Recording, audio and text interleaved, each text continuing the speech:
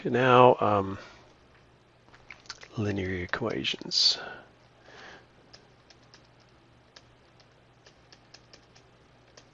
So the first thing about linear equations is parallel lines,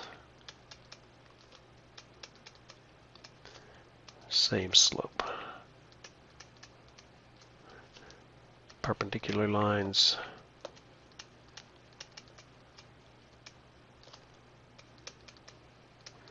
negative, reciprocal. Okay. So, as I mentioned earlier, you can be given 2 points, or you can be given a single point, and a slope. Both of these, you can find the equation for the line given that information. So let's look at this first one. Well, the first one, second one really. If you're given a point and a slope, what do you do? Well, let's just give an example. 1, 2. So that's the point. Slope equals 2. So all you have to do is use the point-slope form of the linear equation. Plug in the numbers. Y minus 2. So that's y. That's why I always like to write these down so I don't make the mistake. Y minus 2, slope is 2. X minus x1, which is 1. And then you have to put it into the slope-intercept form. So that means multiplying out the right-hand side. Then you're going to add 2 to both sides. So if you add 2 to both sides, plus 2 here and plus 2 there, in this case it just simplifies down to y equals 2x. A lot of times you got an extra term here, but since I just picked that out. Okay, so that's one way. Now, another thing I may do is you might be given a point. So I'll give you a point, say 3, 2, and parallel to y equals 3x minus 1.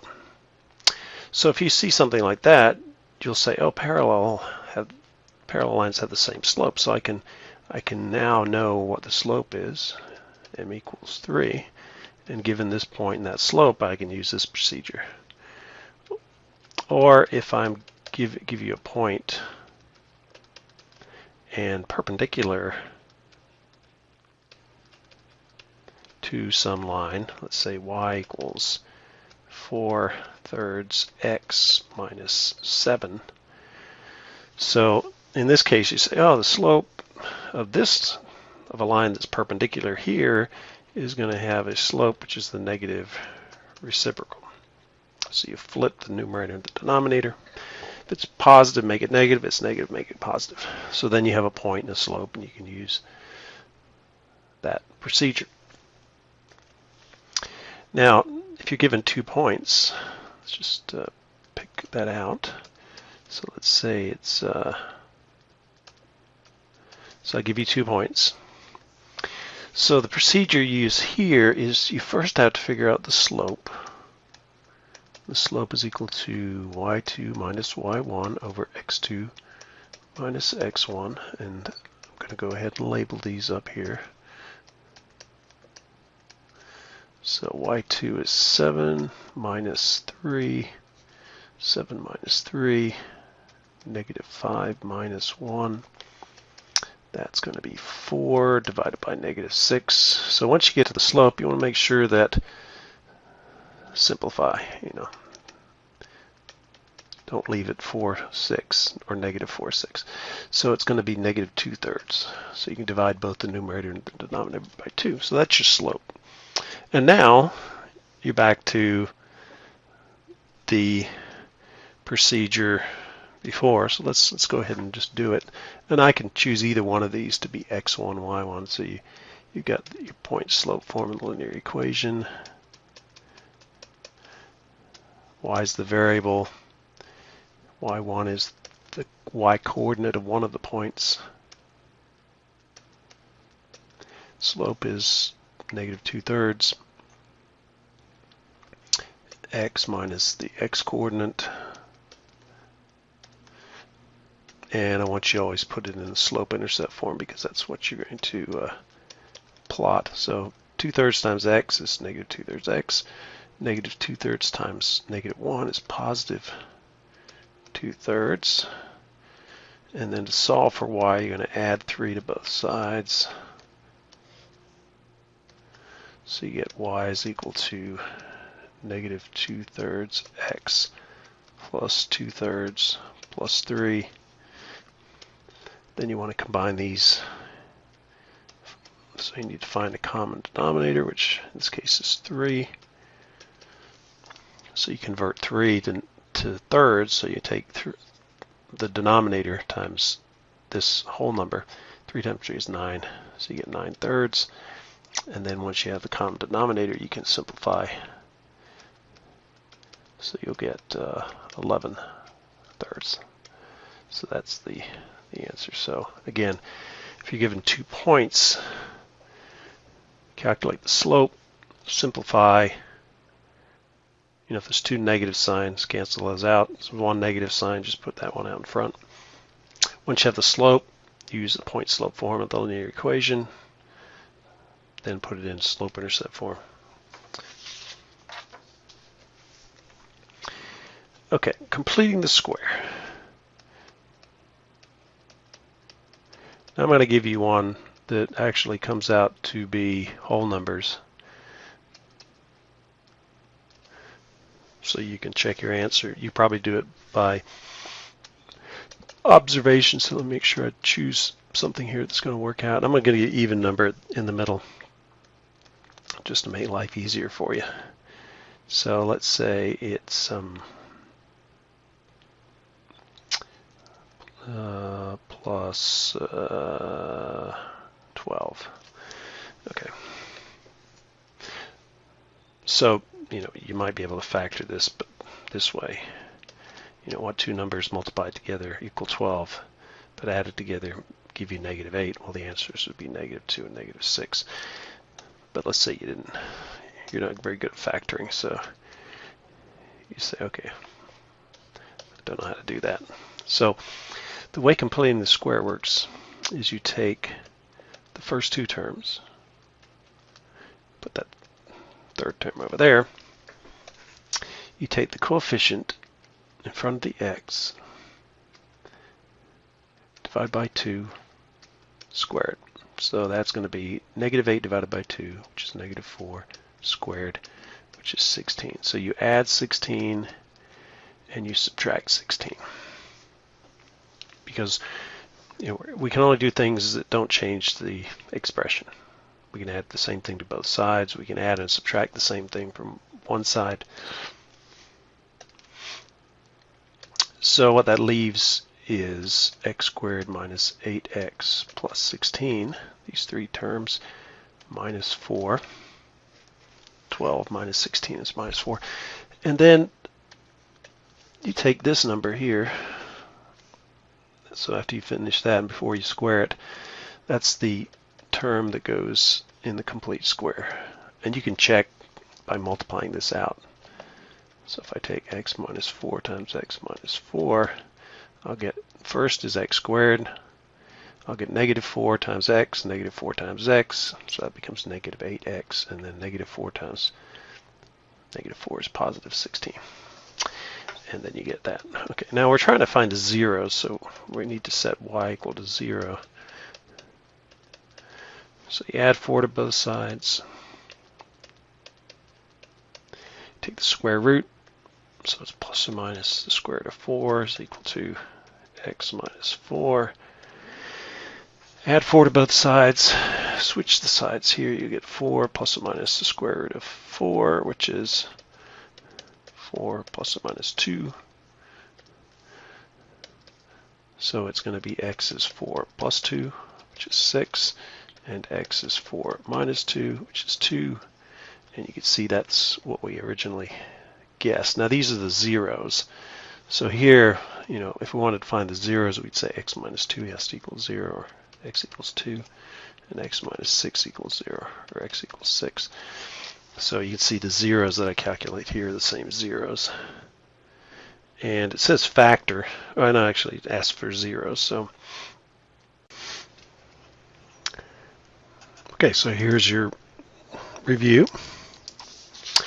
So first thing we talk about is inverse functions. So there's two things I want you to be able to do.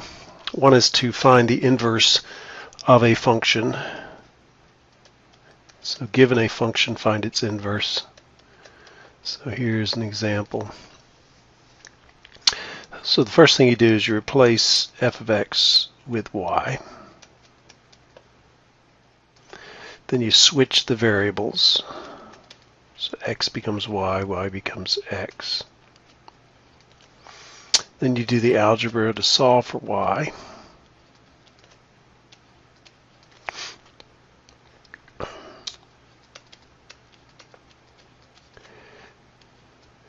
And then you say that the inverse function is this new y value. Now, the second thing, I'm not going to ask you to prove it for this. I'm going to give you a separate function, but to show analytically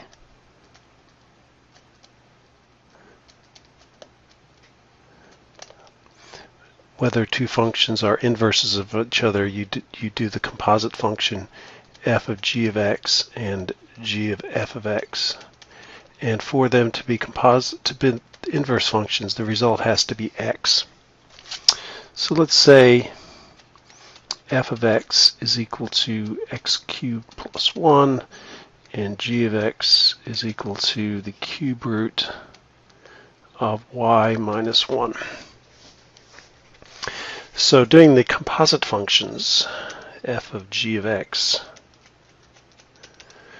here f of g of x, you plug in g of x into here, and this should be x minus 1, not y minus 1. So g of x is that.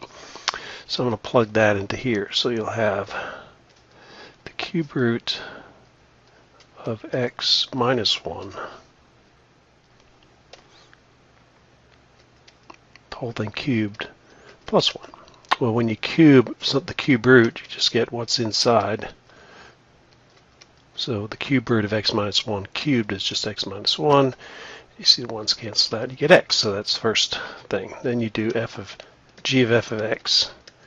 So that's plugging this into there. So what you get is you get the cube root of the quantity x cubed plus 1. So instead of x, I put an x cubed plus 1. And then I subtract 1. So you see the negative 1 and the positive 1 cancel out. So I just end up with the cube root of x cubed, which is x. So because f of g of x and g of f of x equal x, then I could say therefore these are inverse functions. Another thing you could do if you had a graphing calculator is to plot them. And if the functions are, symmetric around that line, then that would be the way you would graphically prove. Okay, the next thing is these not necessarily in the order that'll be on the test or that we covered them. I'm just going to do them kind of in a random order. So the next thing is just multiplying two complex numbers together. So there you just use FOIL. So we're going to do first, which will be negative 2 times 3. Then we'll do outer. So that's negative 2 times positive 4i. So this is f o I. So I is negative 2i times 3. And then you've got L.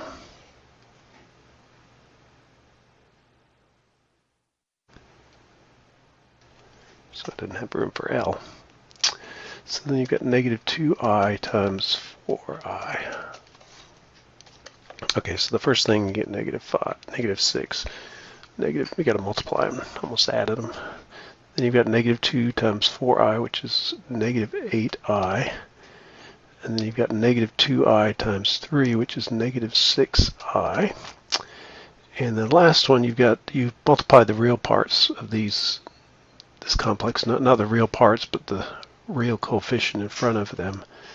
So you'll get -8. -2 times 4 is -8, and you get I squared. Okay, we can go ahead and combine the imaginary parts here. -8i and -6, that's -14i. Then you have -8 times I squared, but I squared is -1. So this becomes real. So we've got -6 plus 8, because the negative times the negative, so it's going to be 2. 8 minus 6 is 2, minus 14i. Okay. So that's how you multiply complex numbers. The next thing is, while we're on complex numbers, it's putting in standard form. So, I'm trying to find it. I wrote it out here. Okay. So let's say f of x is, well, it's really not f of x, it's just the complex number. So given the complex number,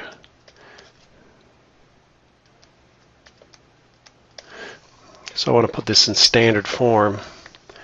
So standard form is you multiply both the numerator and the denominator by the complex conjugate of the denominator. So the complex conjugate is you change the sign of the imaginary part. And since we're trying to just rewrite it, not change the value, we're going to multiply it by 1, which is just a thing over the same thing. And then we use FOIL, and that's why I ended up putting parentheses around these. So in the denominator, put equals, put the denominator, you're going to have -3 times -3, which is 9, positive 9. The inner and outer cancel out, so you don't even have to show those. You should know that when you have complex conjugates. And then you'll have -9, -3 times positive 3, I squared. In the numerator, we're going to have first 4 times -3 is -12. Outer is going to be plus 12i, because you got 4 times positive 3i, and the inner is -3i. And then you're going to have positive 3 times I squared. So in the numerator, we got -12. Combine the middle two terms. 12 minus 3 is 9. Then you're going to have 3 times -1, so it's -3, all divided by 9 plus 9. So you get I squared is -1. -1 times -9 is positive 9. Okay, finally, we can combine the two real parts. So you have -15 plus 9i over 18. And then finally, if you can have a common factor that you can simplify it, and you can see each one of these is divisible by 3. So we divide 15 by 3, we divide 9 by 3, we divide 18 by 3, and there we go, this final answer. So don't forget to simplify it afterwards. Okay, about rational functions. So we're going to have a couple of rational function things in here. They're not going to be super difficult. So I'm just trying to find one. So let's say I have f of x equals 5x minus 8 over x plus 2. So the things that you need to do is you need to know what the x-intercepts are. So there you set the numerator equal to 0 and solve for x. So if you solve for x, you'll get 8/5. So that's 8/5, comma 0. That's your x-intercept. X value with the y 0. For the y-intercept, you set x equal. So this is we set y equal to 0. For the y-intercept, you set x equal to 0. So you can see we're doing f of 0, and that means you're going to have just negative 8 over 2. You just take the constant parts, which you can simplify down to negative 4, and the coordinates are going to be 0, negative 4. So that's my y-intercept. Okay, then you need your vertical asymptotes. That's where you set the denominator equal to 0. So you're going to get x equals negative 2. And that's an equation, so that's good. It's solving for x, but it's also a vertical line. Horizontal asymptotes, notice that we have the same highest order term, which is 1. So you take the ratio of the leading coefficients. So you get, it's going to be a horizontal line. It's going to be y equals 5. So that's the horizontal asymptote. So let's plot that. We may need, I may give you, if you need to plot any additional points, I'll ask you to do that. So all you'd have to do is just plug into the equation. But let me draw this graph first to see where I might have asked you to pick a point here.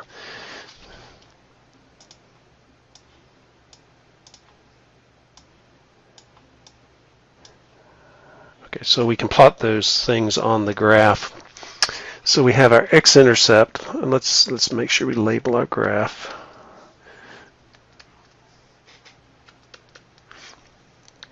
So it's 5/8, so that's 1 and 1.6. There's your x-intercept. Here's my y-intercept right down here, negative 4. We can draw a vertical line at x equals negative 2.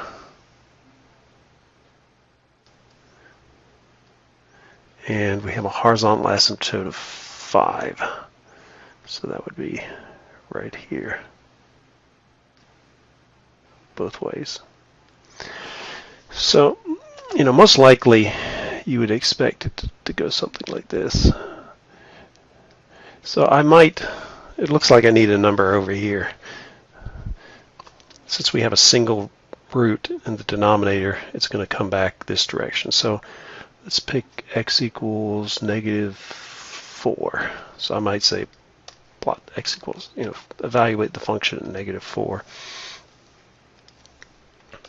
So all you'd have to do there is say f of negative 4 is going to be 5 times negative 4 minus 8 divided by negative 4 plus 2. So here we get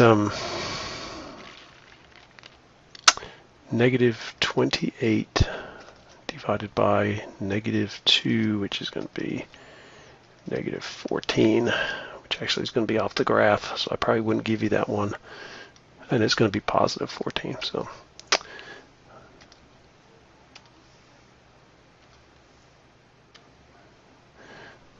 it would be way up here. What did I say? That was 14. So in that case, I might have asked you to do negative 5. So you'd have 5 times negative 5 minus 8 over negative 5 plus 2. So we'd get negative 25 minus 8 would be negative 33 over negative 3, which is negative 11. Yeah, this is way up here. So that actually would be about right here. So you can see it's I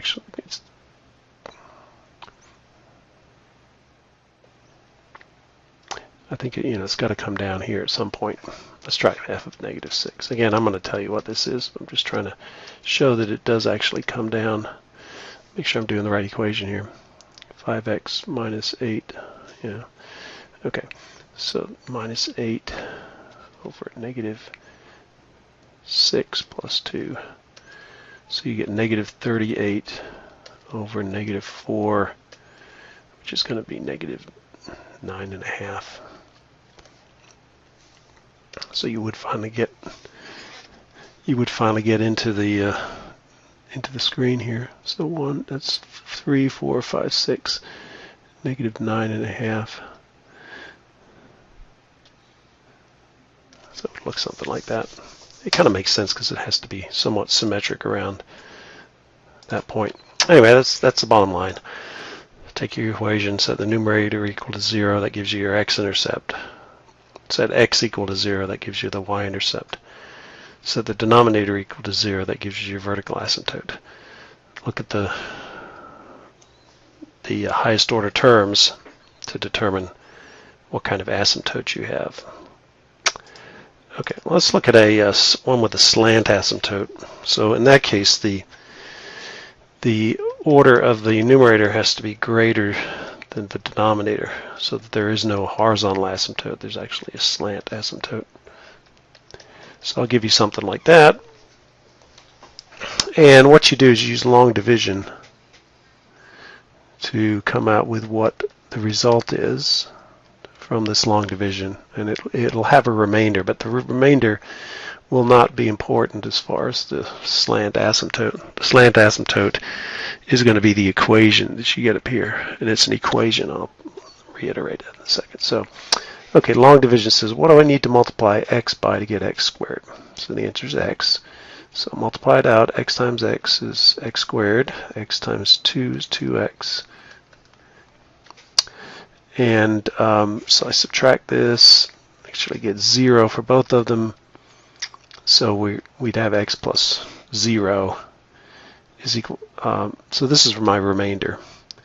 So if I were to write the function, it would be x minus 5 divided by x plus 2. So that's just this equation rewritten or simplified. The slant asymptote is a y equals x equation, and you just take this part, whatever's up here. And then yours is going to have something plus or minus some number, so don't forget that. It just turned out that when I made up this problem, I guessed one that gave me a slant asymptote of y equals x. So don't say just x. You need to show the equation y equals x. Okay, I think I have one more rational function problem somewhere here. Let me see. Maybe that's it. Let me just have 2. Sure seemed like I had 3. Oh, yeah, there's one I don't. So one of them I ask you to plot. The other one I don't ask you to plot. I just ask you to come up with the answers as far as x, y intercepts and vertical asymptotes and horizontal asymptotes. So this is one where the order of the numerator is less than the order of the denominator. This is x to the first power, this is x squared. So the horizontal asymptote of this would be 0. The other one was we had the same order, and this one is greater. So we'll have all 3 of them. So again, you use the same procedure that we used in not this immediately past one, but the one before that. So the x-intercepts, we set the denominator equal to 0. Solve for x. So here you get x is going to be 3/2, because you'd add 3 to both sides and divide by 2. Okay, so it's going to be 3/2 comma 0. So this is the point. That's the x-intercept. The y-intercept, you set here you set y equal to 0. Well, actually, you set the numerator equal to 0, which makes that go to 0. The y-intercept, you set x equal to 0. So you're doing f of 0. So again, you take the constants that are in the original equations. So again, it's a coordinate. It's 0 comma negative 3/5. I'm going to go ahead and plot this one, even though I'm not going to ask you, just to give you another example of how you plot stuff. The next thing you do is you find the vertical asymptotes, and there you set the denominator equal to 0, and you'll be able to factor this. So you take the polynomial in the denominator, and you're going to factor it. So how do you factor it? You say, okay, what 2 numbers multiplied together give you 5? Okay, well, there's only one choice here as far as whole numbers. And it's positive, so either I'm multiplying -1 times -5 or +1 times +5. The middle term is positive, so these are going to be both positive. So that's the factoring. This is an equation. Vertical asymptote is an equation. So the equation is going to be x plus 5 equals, well, it's going to be the equation that makes this happen. This has to be 0 to make that 0, or this has to be 0.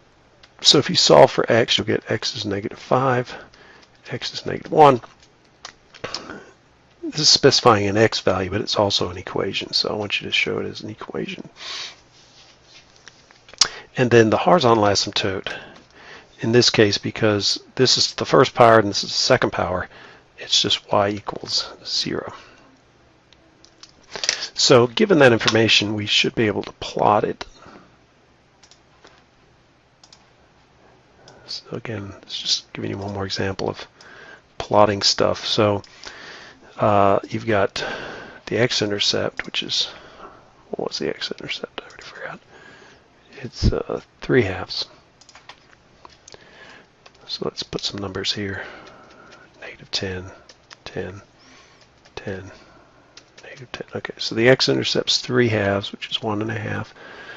The y-intercept was negative 3/5, so that's about right here.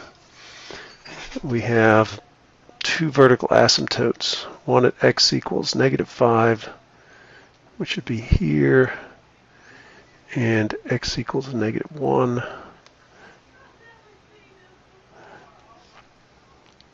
And we have a horizontal asymptote of 0. And I see a problem. The problem is, if I have a, well, no, actually I don't see a problem. So because this is down here, it's going to have to come up like this, and it's going to go through this y-intercept. It'll go through 0, but then it has to come back down again because you have a horizontal asymptote like that. And let's just draw a line here. So my horizontal asymptote is y equals 0. Likewise, it's over there. This is a little more difficult than you would normally expect, but I'm going to just show you. So because we have a single root here, we know that we have to go all the way to positive infinity. And because there's no x-intercept, we know that this thing is going to come down to some point and then has to go back up again. Because if it went down and through, you'd have an x-intercept. If it came down through and came back up, you'd have two x-intercepts. But we don't have that, so that's not going to happen. And then finally, this is going up to positive infinity, so this one has to come from negative infinity. And then it has to approach the horizontal asymptote. So this one, that's one reason I don't ask you to plot this, because it's much more complicated. And I'm just going to show you this is true. Sure hope it's true. So, so what we had was 2x plus 3 divided by x squared plus 6x plus 5. Graph it. And, uh-oh, what happened here? Did I enter that correctly? I might have written something down wrong somewhere. Okay. Ah, yeah, okay. You probably already figured that out. Oh, so I wrote negative here. So let me put negative in there. On my paper I wrote positive, but it doesn't matter. We can put a negative sign in there. It's just that one little sign. You can see it changes a lot. Okay, so there it is. Originally I had a 2x plus 3, but I wrote down 2x minus 3, and that's why that one. So if I were to do this, if I had done this, I probably would have asked you to evaluate the function at this point, which would be negative 3, and maybe at negative 7, just so you had those 2 points to help you out. I can do it because I've done a lot of these, but you know, it's not an insight that you're going to get in this class by the number of problems that we do. Okay, continuing on. Let's talk about quadratic equations in standard form. So, and in addition to putting in its standard form, I want you to be able to find the x-intercepts and the y-intercept and the vertex. So all those three things. Besides, once you get it in standard form, you can get it easily. Even before we do it in standard form, though, f of 0, which is going to be -7, because these both will go to 0. That's your y-intercept. So we know the y-intercept is going to be 0, -7. Okay. Now, to get the other two things, the vertex and the x-intercepts, we're going to put this in standard form. So notice I have this coefficient out in front of x, and I'll make it so that you can divide this by that. So I'm going to factor out that constant 4, which means I've got to factor it out here, which means I just take this number, divide by 4. So that's going to be -4x. I'm going to leave a space, and then I'm going to take my constant, put it out there. So you can see it's the same thing. If I multiply this, I'll get 4x squared, and then 4 times -4 is -16. So I haven't changed anything yet. Next, you take the coefficient in front of the x term, you divide by 2, which is always 2, you square it. So -4 divided by 2 is -2. -2 squared is 4. So remember what this is. We'll need that later. So what we're going to do is we're going to add 4. But because I'm adding 4 here and then I'm multiplying by 4 here, I'm really adding 16 to the whole equation. So I'm adding 16. I need to subtract 16. Now I can rewrite the thing inside the parentheses as x. This thing I've got green underlined here, -2, x minus 2 squared, and then I'll have -23. -7 minus 16 is -23. Okay, so now we can do the vertex. Vertex is going to be 2, -23. So this is, remember, this is x minus h. So h is 2, because I've got minus h. Or you can say, just take the opposite of -2, which is +2. And then this is your y value. You just take that straight. Okay, now to find the x-intercepts, you set the equation in standard form equal to 0, and then solve for x. So we can add 23 to both sides. That'll end up with that. Divide both sides by 4. Take the square root.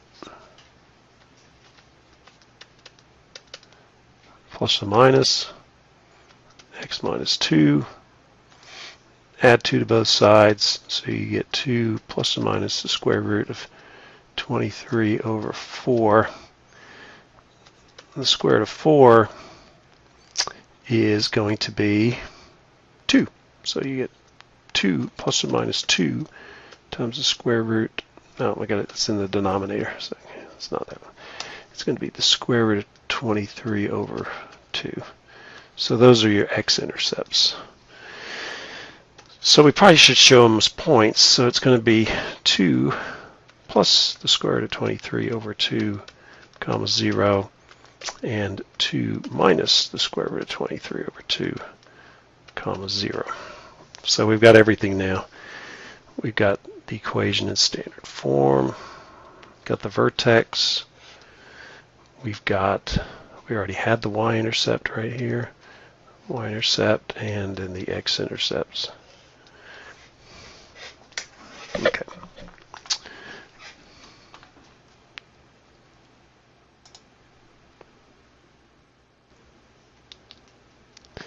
And you're going to end up with some kind of square root thing, so don't be surprised. Okay, I'm going to give you a third order polynomial.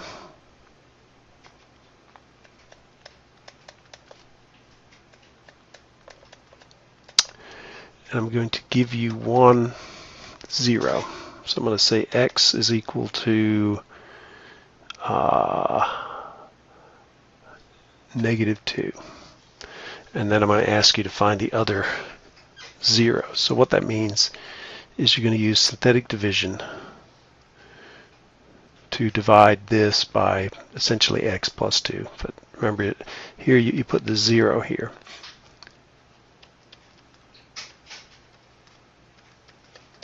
Okay, so this comes down 1. 1 times -2 is -2. Add these together, you get -6. -2 times -6 is plus 12. Add these together, you get -7. -2 times -7 is positive 14. We get a 0 remainder. So that means that this is a 0. We also know that the factor is x plus 2. The 0 is x minus 2.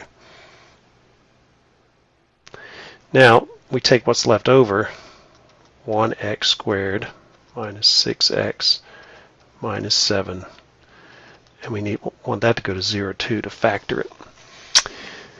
So this will be something you should be able to factor. You won't have to use completing the square, the quadratic formula. You really won't have to use the quadratic formula at all. You shouldn't have to. So what two numbers multiplied together give you 7? 1 and 7. The difference is 6. 7 minus 1 is 6. And I have -6 here, so I put the negative on the larger one. So those are the factors. The zeros are x equals 7 and x equals -1. So I would say if I asked for the zeros, I'd say they're x equals -2, x equals 7, x equals -1.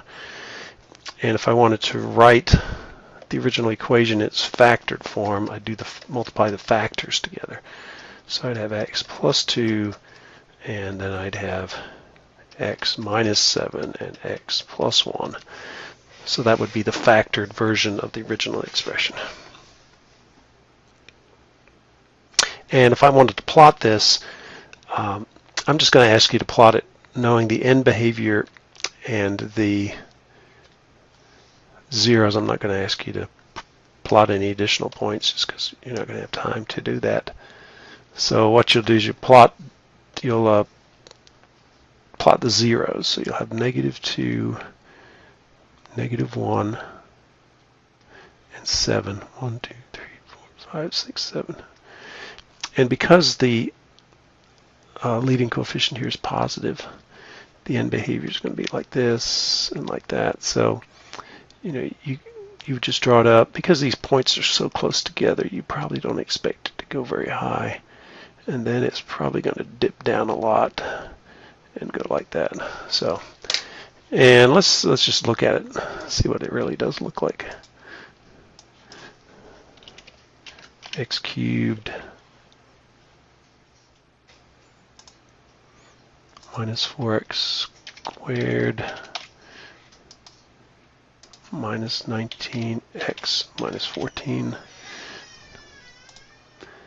So there it is. If we zoom out in the y direction, you can see it goes way down here, which is not anywhere close to how far we go down. That's why you would need some extra points. It did go up a very small amount here. If I zoomed in again, it went up to about 2. So that was pretty good approximation there, but it really goes down to -91. But I'm not going to ask you to plot. I'm just going to ask you to get the end behavior right and through the zeros right.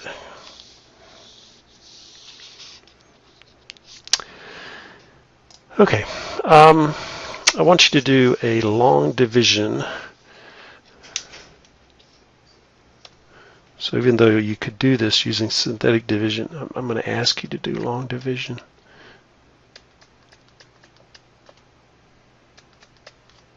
Now, one thing you got to be careful about, if there's any missing terms. So here you can see there's no x squared and there's no x. So we have to insert those in there and show that by putting zeros.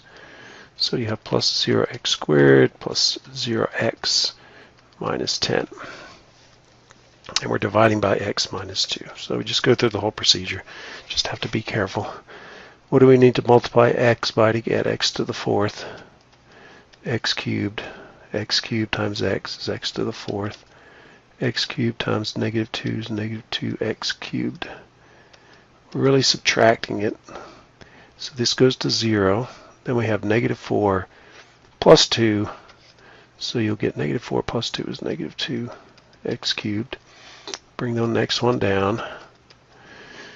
Okay, so we're going to add the next term. What do we need to multiply x by to get negative 2x?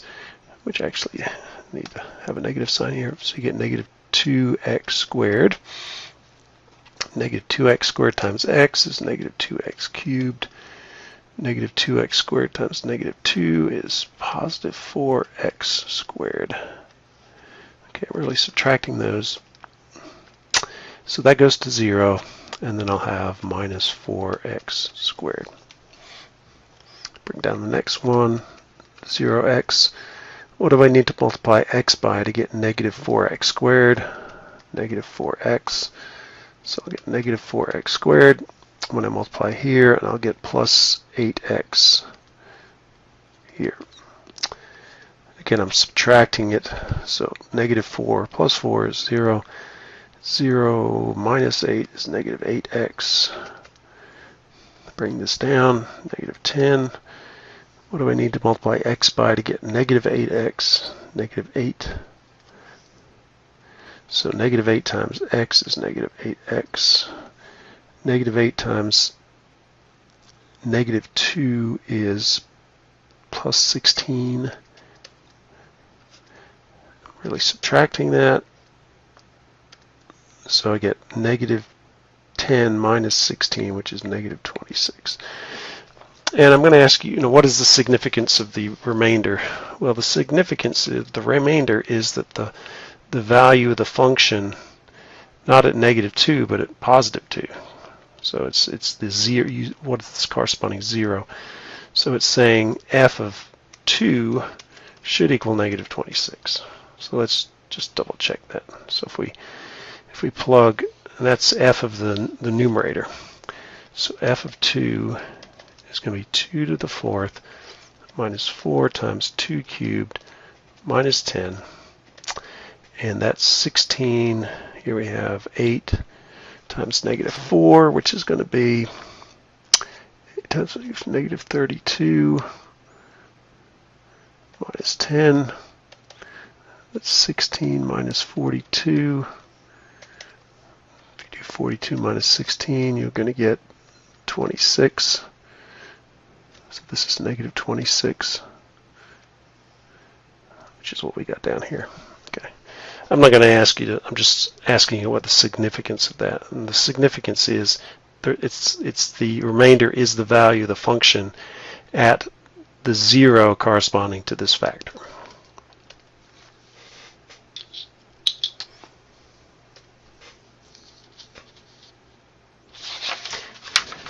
Okay, 2 more problems.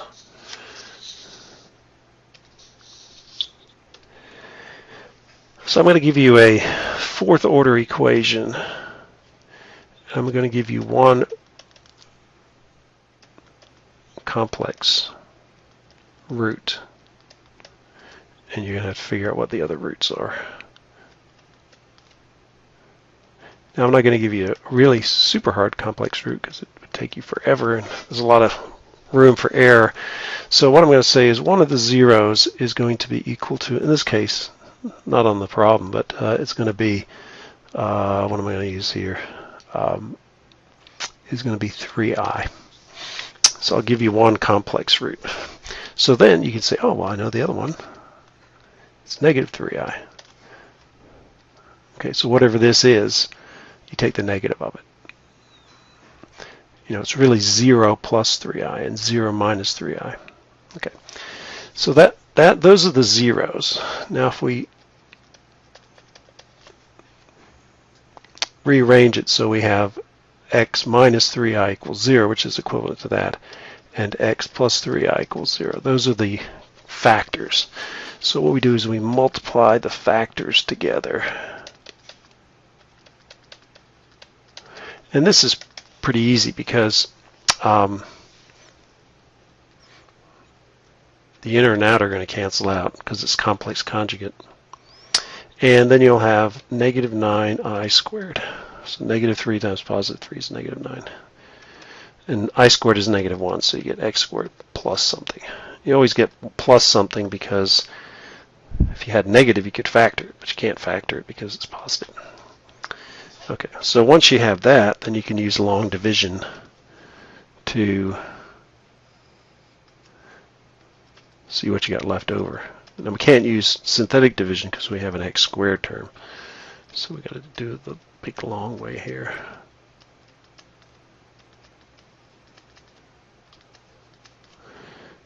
So we have x squared plus 9. Okay. What do I need to multiply x squared by to get x to the fourth? So the answer is x squared. X squared times x squared is x to the fourth. X squared times 9 is plus 9x squared. Notice I've got this, 0. You don't need to put it in there. But so now we're going to subtract this. So here you're going to have negative 2x cubed minus 0x cubed. And then you'll have 6x squared minus 9x. So 6 minus 9 is negative 3x squared. I'm bringing the 18 down. We're going to need that in a second. What do I need to multiply x squared to get negative 2x cubed? Negative 2x is the answer. And so then I multiply it out. So I'll get negative 2x cubed. When I do that, I'll get 0x squared and negative 18x. So I'm really subtracting this. So these go to 0. This one just comes down from here because there's 0 there, and this goes to 0 because I have negative 18 plus 18. And then I bring down the negative 27. Okay. Finally, what do I need to multiply x squared by to get negative 3x squared? So the answer is negative 3. So negative 3 times x squared is negative 3x squared. Negative 3 times 9 is negative 27. Really subtracting it, you get 0. Okay, so what that means is that this original polynomial can be rewritten as x squared plus 9 times x squared minus 2x minus 3. But it's going to be such that you can factor this part. Again, they're going to be whole numbers. What two numbers multiplied together give me 3. 3 and 1. I've got a different 3 minus 1 is 2, so I can do that. So I'm going to put a 3 and a 1. Because this is negative, I'm going to put the negative with the bigger one, put the positive with the smaller one. And there is your answer. So that's what I'm looking for, is the final factored version of the original quadratic. And then the final problem is just listing the possible rational zeros for an expression. So let's say I have 5x cubed minus 7x squared plus 9x plus 12. So the rational zero test says you take plus or minus the factors of the numerator. So you have plus or minus 1, plus or minus 2, plus or minus 3, plus or minus 4, plus or minus 6, plus or minus 12. So those are the factors of the last term, and then you do plus or minus 1 and plus or minus 5 for the denominator. So you can come up with all of these. This was so I want you to list them all. In this case, it's a lot more. I'm not going to. The one I have for you is maybe I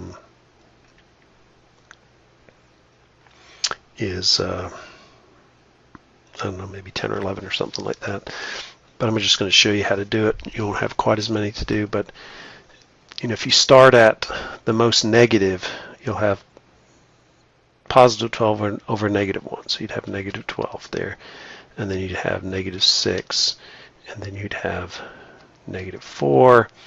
Now what I'm doing is I'm looking for the next larger one, 12/5. So I think then you'd have negative 12/5, and then you'd have negative 3. No, it'd be still the other way around. This is still negative 3. And then negative 12/5.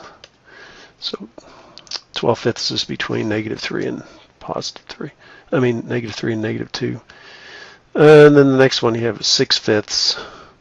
So we'd have, that would be the next fraction. So you'd have negative 2, which would be the next one in size. Then you'd have negative 6/5, because then 6/5 is between negative 2 and negative 1. So then you have negative 1. And then you could do all the fractions that are between negative 1 and 0, and then you could have all the positive varieties.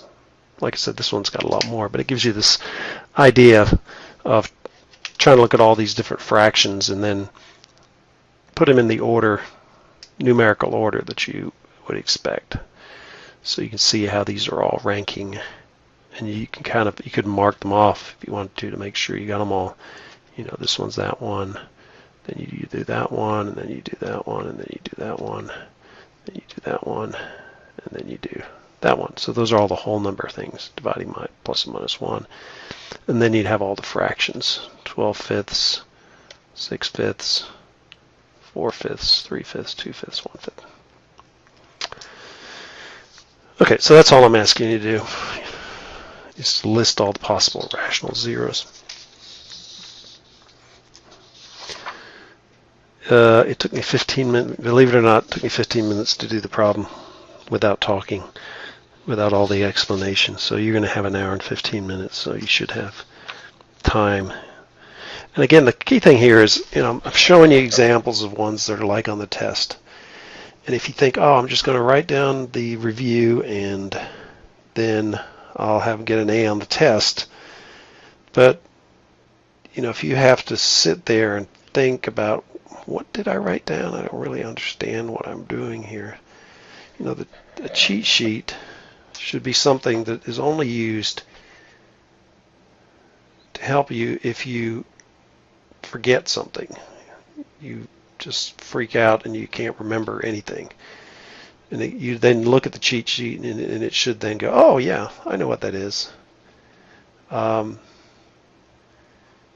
then you can go on. But you really need to know how to do this stuff without a cheat sheet so that you can do it quickly enough that you're not going to run out of time.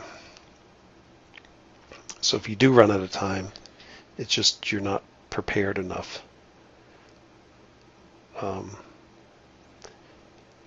I could give you an infinite amount of time and maybe you could figure it out. There's probably a few people that could do that. Usually what happens is people will write down the review and then they'll think, oh yeah, I did the review, I did really good cheat sheets, but they haven't been understanding the homework, they haven't been asking questions in class. They're still not going to do well. So that's my pep talk to doing all the other work that's necessary. At least I'm not asking you to memorize the formulas. But hopefully you've done enough of them that you have a general idea of what you're doing anyway.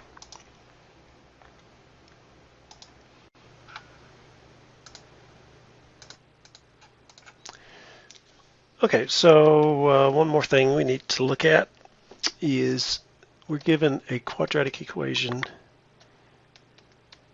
in not standard form, general form. And we need to convert that to standard form. And I'm not going to ask you to plot it, but I'm going to ask you to convert it to standard form. I don't believe I'm going to ask you to do that. Let me just double check here before I contradict myself. Okay, I will ask you to find the x and y intercepts and the vertex and the equation for the axis of symmetry. Okay, so those I'll point those out as we go through here. So to put it in standard form, it has to be of the form y equals a times x minus h squared plus k. And from the standard form, you can find the location of the vertex, and you can use the standard form then to find the x-intercepts. You can use this general form to find the y-intercept. Okay, so first thing we're going to do is we're going to take the two terms that involve x squared and x, and we're going to factor out whatever the number is in front of x squared. So if you factor that out, you'll get x squared, and if you factor 2 out of 16, you'll get 8. And then we'll add our 25 here at the end. So this is the same. If I multiply it out, I'll get 2x squared plus 16x plus 25. Okay, then we take the coefficient in front of the x term inside the parentheses, divide by 2, always divide by 2, square it. So that's going to be 8 divided by 2 is 4. 4 squared is 16. Okay, so this goes in here. So we add 16. But remember, we're not just adding 16, we're adding 16 inside the parentheses. So we're really adding 32. So this is plus 32 effectively. So we have to subtract 32. Then you can collapse this to a complete square, and the complete square is going to be x plus whatever's in this term. So it's plus a positive 4, so it's plus 4 squared. And then we complete the math here, minus 7. So that's standard form. Now, what can we say about this? Well, we can say the vertex, which is a coordinate, it's a point, is going to be negative 4 comma negative 7. Negative 4, negative 7. That's because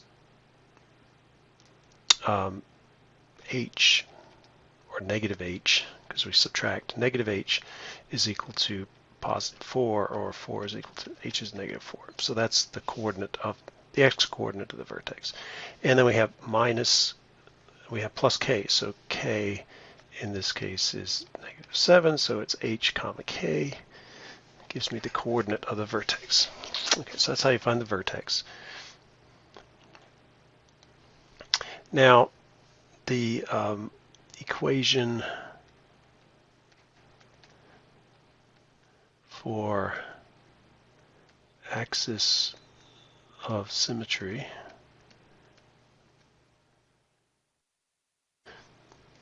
all you have to do is take what's in here, x plus 4, and set it equal to 0, and you get x is equal to negative 4. So what that is, that's a vertical line at negative 4. So everything's going to be symmetric around that. The vertex is going to be down here at negative 7. So this is negative 4, 7, and it's going to be symmetric around that equation. So just take the term in the parentheses, set it equal to 0, solve for x. That gives you the equation. Okay, the y-intercept. So the y-intercept is always evaluating the function.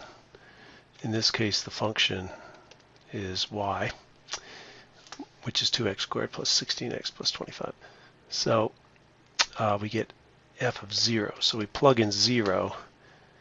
So this term goes to 0. This second term goes to 0. You're just left with the end value, which is bothering me a little bit here. Oh no, it's okay. So, I'm going to have a y-intercept here, 25. So this thing actually zooms up a little much quicker than I've got set up so far. Now the x-intercept,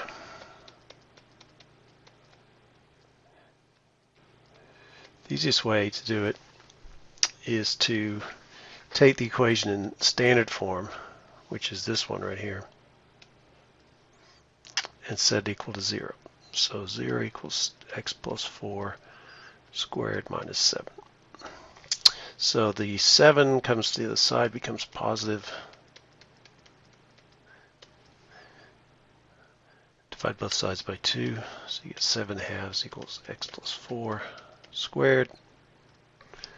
Take the square root, so you get the square root of 7 halves plus or minus is equal to x plus 4. So the square root of x plus 4 squared is just x plus 4, and the square root of 7 halves is the square root of 7 halves. And then you subtract 4 from both sides. So you get negative 4 plus or minus the square root of 7 halves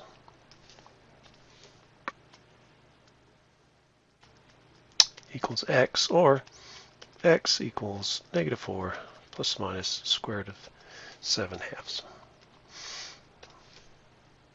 So those are the coordinates of the x-intercepts. So there's 2. X equals negative 4 plus the square root of 7 halves, and x equals negative 4 minus the square root of 7 halves.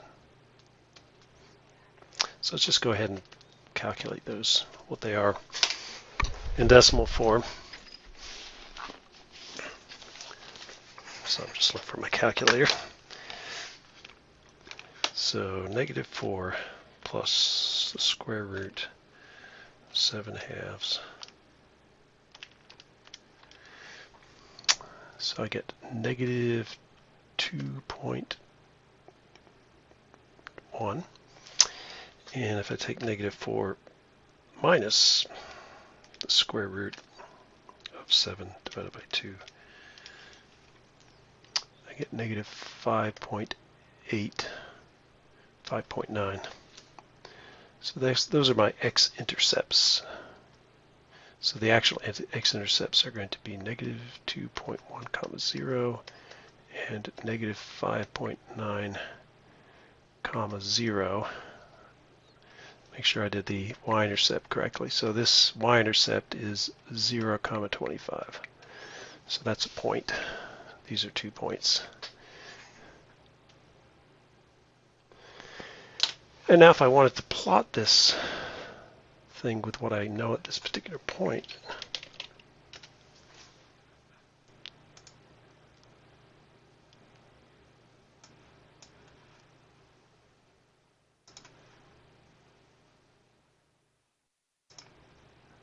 not sure what happened to my graph. Maybe it was down there. There it is.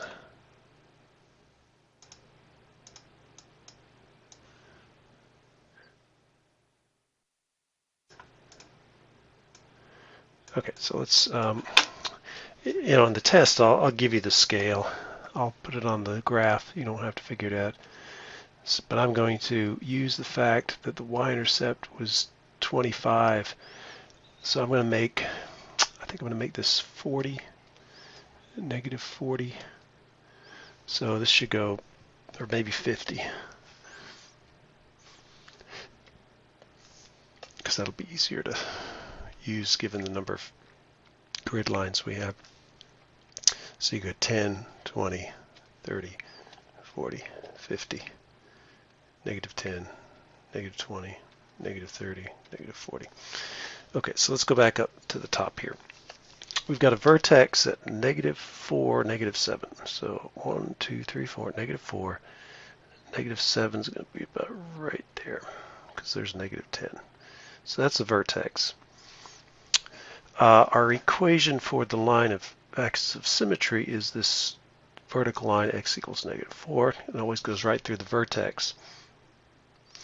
We have a y-intercept of 0, 25. So here's 10, 20, 25.